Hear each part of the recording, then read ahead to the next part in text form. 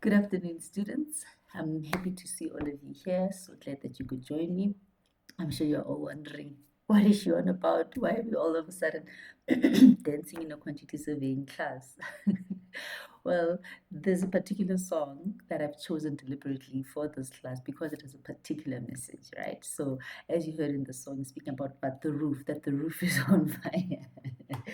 So, as you know, that over the past couple of months, we've been speaking about measuring of a house, and um, in our last segment, we spoke about the walls, right? We spoke about the wall finishes and how to build the walls right up until where the roof is going to come. So obviously, nobody or no client of yours would want you to give them a house that looks like this and say, I'm complete. This is all that I have for you, right? And this is why, then, my dear students, we are then going to be speaking about what? The roof. The roof. The roof is on fire so that we can finally complete our house, right? So, this is amongst the last things that people normally build when they build their houses. And yeah, so that brings me to the roof that we're going to be discussing today. So, we've done our foundations, we've done our walls, we've done the finishes, we've done your gable walls, you've done your beam filling and the likes, and now we're discussing the roof, right? Um, so I hope that you're going to enjoy your lesson because this is something that a lot of you probably have even been on top of, right?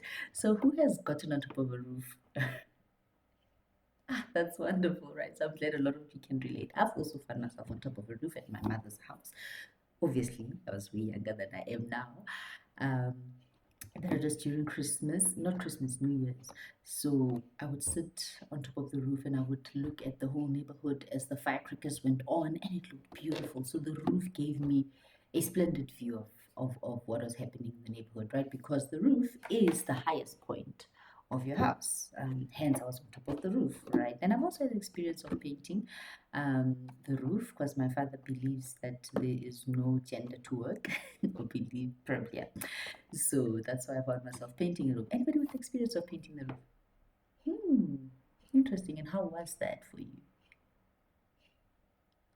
Okay, so I'm glad that there are people with experiences of painting the roof, and that's exactly what we're going to be discussing today. The construction, how to measure the construction of the roof, and also then the painting and other finishes of the roof. All right, so I hope that you guys are looking forward to learning about the roof and are excited about it just as I am. All right, so um, we do the roof because I don't think anyone wants to live in a house that looks like this, right? And that is why the roof is very important. But what is the function of the roof? What do you think the roof does for us as people? Exactly, it protects you from the weather, right? The elements. So you do need the roof. That's why nobody would be happy to stay in a house without a roof. So the roof is quite an important part of the house. I mean, all components are. We've been discussing them. We've been measuring one of them. But the roof also is of equal importance as well, right? Because you need something to cover you up. You need something to protect you, to keep you warm, to keep you from the sun. So yes, all of these things are quite important, right? And now that we've established the importance of the roof, we also then therefore need to establish how do we then calculate the roof, right? So there are mainly two types of roof that you will be coming across in the course of your studies. So we have what we call a gable roof and we have what we call a hipped roof. This is a hipped roof, all right? Why is it hipped? Because the roof falls on every side of the roof, all right? But in a gable roof, it means that this side wouldn't have this triangular part. It would be flat. It would actually be a wall, right? So it would be flat and it would be a wall. Same applies to this side. Same applies to even this side. So all of them would be flat, and this triangular part would be a wall, and that's what we actually call a gable. And hence the name gable roof, because it has a gable wall.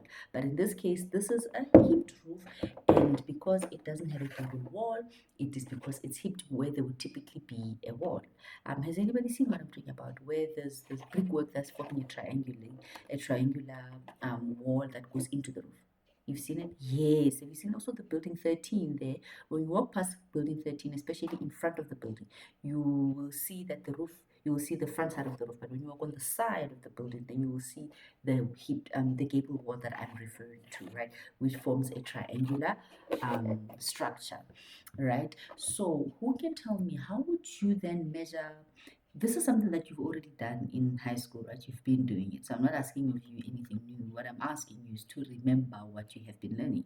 So who remembers how to measure the area of a triangle? The area of a triangle. That's correct. That's correct. The area of a triangle is half base times height, right? So, and that's exactly how you would measure the hipped roof, or the gate, not the hip, sorry, the gable wall, right? The gable wall. That's how you would measure it. So it would be half base, which is this, times the height, which would go that way, right? And that is how you'd measure in that particular gable wall. So in our previous one, we did just the wall that was of a hipped roof, which didn't have a gable wall. But now that we're going into the roof, we also need to speak about houses that have the gable walls and how to actually calculate that. And that's how we are now connecting the wall to the roof, right? So the first structure that connects the walls to the roof, or attaches the roof to the wall. As you can see, my roof is coming off, which is not practical. Nor do you see it, or should you see it in the real world, right? The roof should actually be anchored onto the house. So what we use, so the first thing that we measure when we measure the roof is what we call a wall plate, all right? Because the wall plate is the structure where the roof rests. All right, so the roof rests on the wall plate. Okay, so every house needs a wall plate, all right, because that is where the roof is going to do what? It's going to rest on what we call the wall plate. All right, so because it rests on the wall plate, that wall plate is what is then going to be embedded on the brickwork, right? And then after we measure the wall plate, we then come to what we call roof anchors, right? Because remember, your roof needs to be anchored, because you don't want it to do what we are doing now, up and down, on and off. But it needs to be anchored, it needs to stay in place, especially because there will be winds, there will be rains, and you don't want all of those things to affect the structural integrity of your house. Hence, you then measure the what? The anchors. So the anchors do exactly that. They anchor the roof, so they hold the roof down. And then we will then measure the roof trusses. So the roof trusses is what gives the roof the triangular shape that we see here, right? It's those wooden structures that you see, the wooden frameworks that you see. That is a roof trusses, all right? So those roof trusses carry then what we call a roof covering. So what do you think is a roof covering? Exactly, it's what covers that's exactly that, right? That was a very self-explanatory. It covers the roof, all right? So that's what we're going to be doing. You've learned about the components, the different components of the roof in construction technology when you do it with Ms. Van Wyk. So we're just continuing now here to measure what you've been learning in theory from her, right? So how you would measure then your wall plate, you'd measure it in linear meter, all right? And you'd multiply it by two sides, because it's two sides of the wall. And then you come with your roof anchors that actually anchor the trusses, all right? The trusses, those triangular things, that's what anchors. So it sits on this corner of the triangle and on that corner of the triangle. So here, right? That's where your anchors stay. So because your anchors will then be determined, the number of anchors, how many number of anchors you will need will be determined by the number of trusses that you will need, because there are two anchors per truss, because it has to anchor it on the left and anchor it on the right.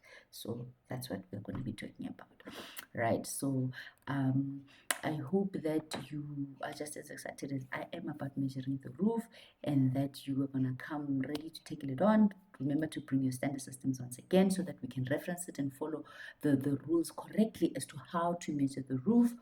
And yeah, so of course the key point is that the roof needs to be measured. We measure the different components of the roof separately, all right? Because when we introduce it to the BOQ, it's going to be introduced in its different components. So that's the importance of taking off for the different ones. And then in the BOQ, you will actually price the different components, right? So yes, thank you so much for coming to class. I can't wait to see you in our next class. We will engage. Please come with questions. Thank you. Bye.